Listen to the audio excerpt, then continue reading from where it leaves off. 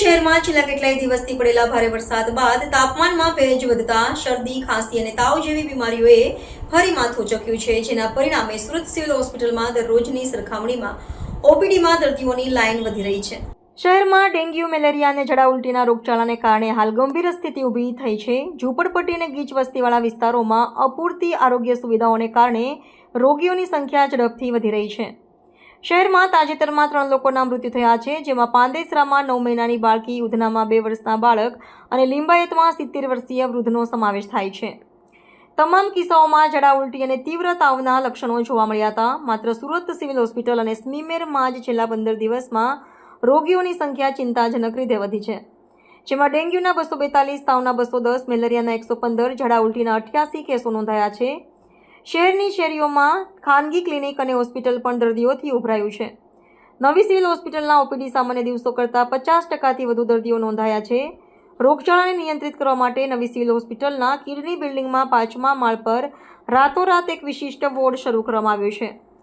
આ વોર્ડમાં dengue, malaria અને ઝાડા ઉલટીના રોગીઓ માટે વધારાની બેડ, દવાઓ અને ડોક્ટર, નર્સ સ્ટાફની વ્યવસ્થા કરવામાં આવી છે.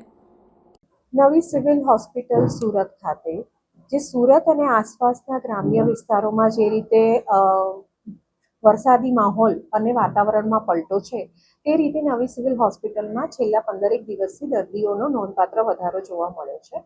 આવા દર્દીઓ મોટાભાગે અમારા મેડિસિન અને પીડિયાટ્રિક ઓપીડીમાં આવતા હોય છે. મેડિસિન વિભાગની ઓપીડી અમારી લગભગ 800 થી 850ની હોય છે, જે પૈકી 400 નવા દર્દીઓ હોય છે, અને પીડિયાટ્રિક વિભાગની ઓપીડી 280 થી 300ની હોય છે, જે પૈકી અમારા 150 થી 250 દર્દીઓ નવા દર્દીઓ તરીકે સારવાર લેતા હોય છે. મોટાભાગના દર્દીઓમાં જે લક્ષણો જોવા મળે છે તે વાયરલ ફીવરના, એટલે કે શરદી, ખાંસી, તાવના લક્ષણો જોવા મળે છે, અને તેની સાથે સાથે તાવના અને મચ્છરજન્ય રોગોના અને પાણીજન્ય રોગોના લક્ષણો જોવા મળતા હોય છે. આવા દર્દીઓને ડૉક્ટર દ્વારા યોગ્ય તપાસ અને નિદાન કરાવી જરૂરી સારવાર આપવામાં આવે છે. ગંભીર બીમારીથી પીડાતા અથવા તો ગંભીર લક્ષણોવાળા દર્દીઓને અહીંયા દાખલ કરી જરૂરી સારવાર આપવામાં આવે છે. નવી સિવિલ હોસ્પિટલનું તંત્ર આ માટે સુસજ્જ છે.